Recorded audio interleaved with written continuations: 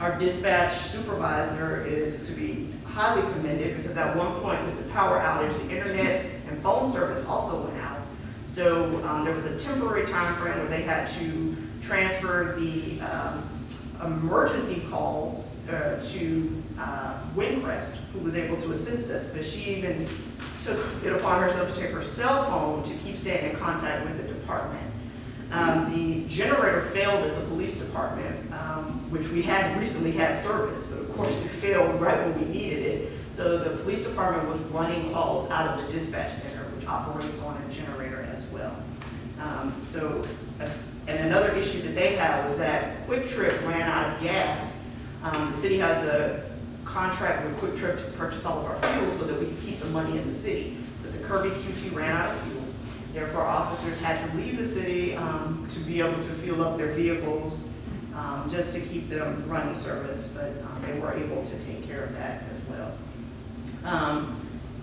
The other thing that I wanted to point out is that the police department and some of the calls that we received, there were from residents who needed specific assistance. And so, for example, food, supplies, officers took it upon themselves to make those deliveries. There was one in particular that I received through Facebook who said they were home with no food for the 4 children. So I alerted I alerted our lieutenant, and actually she contacted one of the officers to go out and get food, and the officer purchased it out of their own pocket and refused to be reimbursed for that. So that was just one of the little things that officers did behind the scenes in the midst of maintaining their normal duties. So we want to thank them for that. Some of the specific things that the fire department was doing, they opened up a phone charging station at the Kirby Fire Department. The portion of the building where the dispatch center is located and the kitchen area operates on a backup generator. So that area never lost power because we know we never want the emergency center to go down. However, the bay areas and the living quarters did lose power. So they actually slept there in the back area without heat or electricity. And they also had to leave the bay doors open the entire time because it would take up too much time to manually raise and close the doors. So for us, that's a lesson learned to look at maybe an additional generator to power the remainder of the building so that the bay doors and sleeping quarters can still operate.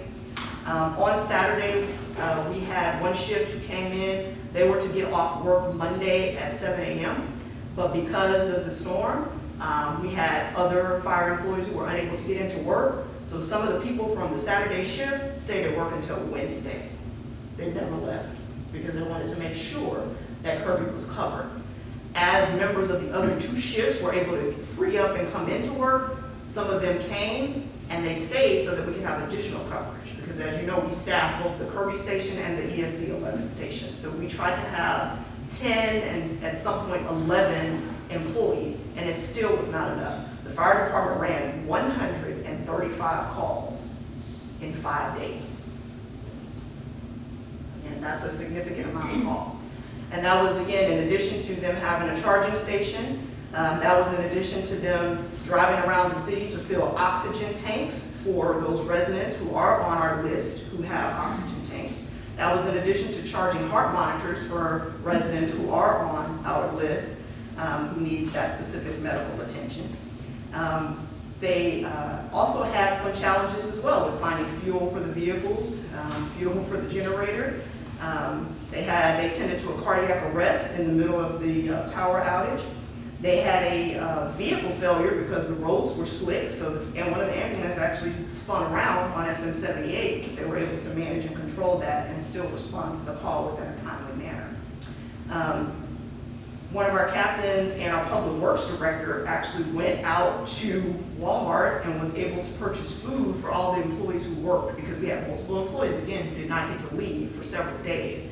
And with that being the only city facility that had cooking areas, they were able to go to Walmart, which was long lines and crowded and short on food, but because they were in uniforms, they were able to get in and purchase some items just to be able to feed the employees during that time frame so that they could continue to work for you all. Fire department also had multiple homes with busted pipes, as we know, so they were able to try to respond to those calls and assist with those during the storm. We had one resident whose heater went out and they smelled gas, so the fire department went in and actually turned off the gas in the home for them because they couldn't get a plumber or anyone else to come out and tend to that. So again, they ran 135 calls in the short 5 days. So I want to commend them for the work that they did. And then I want to give extreme kudos to the Public Works Department because again, there were communities all over Texas that did not have water, or they had low water pressure, so they were out of power and water. City as large as New Braunfels, I know people there who didn't have water for 4 to 5 days. The city of Kirby never lost water. If a home was without water, it was because of frozen or burst pipes, and water may have had to be shut off. The Public Works Department, in those few days, and let me remind you, they're short-staffed right now, so they're budgeted to have 10 employees, they have 6 right now. And with the 6 employees that they had, a huge thank you goes to all of them that worked, especially to our director and our foreman, who spent the night in the building with no heat, no power, to make sure that the city never lost water. They slept in there in the cold and the dark. So I commend them for that, because a director does not have to do something like that, but he didn't want his employees to be here doing that alone. And so I truly, truly have to commend them for that. And they had major issues. Even the backup plans failed. So for example, we own and operate our own sewer lift station. We lost power on February the 15th at the sewer lift station, to the point where if that had stopped running, sewer could have backed up into the homes in Kirby. They got out there with manual pumps, worked with the neighboring community of Live Oak, who also have to give kudos to for assisting us with some equipment when ours failed. And they were able to get a bypass pump going and monitor that every few hours and refuel that to make sure that the sewer lift station did not stop running. They did not get power and normal operations back on until February the 18th, but no sewer backed up into anybody's home as a result of that power failure. At well 3, we had cracked pipes, things that were frozen. I'm going to ask Patty to pull up the photos of the water tower. One of our employees climbed the water tower in a 12-degree temperature so that he could hand chlorinate the tower to make sure that our water stayed safe, because there was some loss in pressure due to the freeze. So that is Erasmo Hernandez, who works in the Public Works Department, who literally climbed up there and hand chlorinated your water so that you could have safe water. We never issued a boil water notice because we didn't need to. Our water never lost the pressure below the TCEQ levels to make it unsafe. So special kudos to him for doing that. At well 2, our electrical panels blew out and the chlorine pump motor went bad. So there will be some significant costs of repairing these items, and there's nothing that we could have done differently because it was just the temperatures that caused them to be damaged. In addition to them maintaining your wells and your lift station, they made location at 35 different houses and businesses to turn off water because of leaks and frozen pipes, to make sure there were no issues. They made another 100 locations where houses have water running down the street or other issues, so that they could maintain those for them. And within that same time, they had to be able to find fuel as well. So they had to go out to other locations and get fuel. We were able to get in a company to come in and refuel our generators so that we could keep those going at both the fire station and the water tower. Public Works also, we had additional on-call employees come in on that Thursday, I believe it was, when we had the second snow, so that they could re-sand the bridges. We had sanded them in advance when we knew that the storm was coming, but we did not anticipate another snow day, which I don't think really anyone did. So they went back out and re-sanded the bridges so that those who were traveling could have some safety. They also had to go assist the police department with closing down Gibbs Sprawl Road at FM 78, where we have that low water crossing area. It iced over really badly, so they wanted to make sure no one got stuck inside of there. As a result, we did have some damages at some of the city facilities. The Friendship Park restrooms are currently closed until further notice, and the John Sterling building is currently closed until further notice because we have major water pipes and other damage in those buildings. Patty, if you'll pull up the other photo that shows the leak, just show you an example of one of the leaks. These were not like little minor leaks that they had to tend to. This is the type of stuff that they had to tend to. And it was very difficult, of course, locations were closed, so to be able to get additional supplies and items that you needed to tend to these things was difficult for them.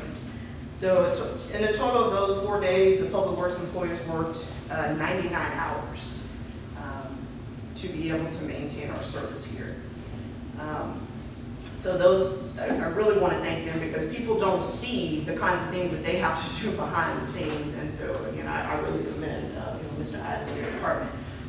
So thank you for that. Another thing that I want to mention is that I really appreciate Mayor Pierce and the assistance that she provided to me. Yes, I was at home, but I didn't have power or water in my house. But I did have my city cell phone to be able to try to provide updates to both of the city Facebook pages, the official group and the official page.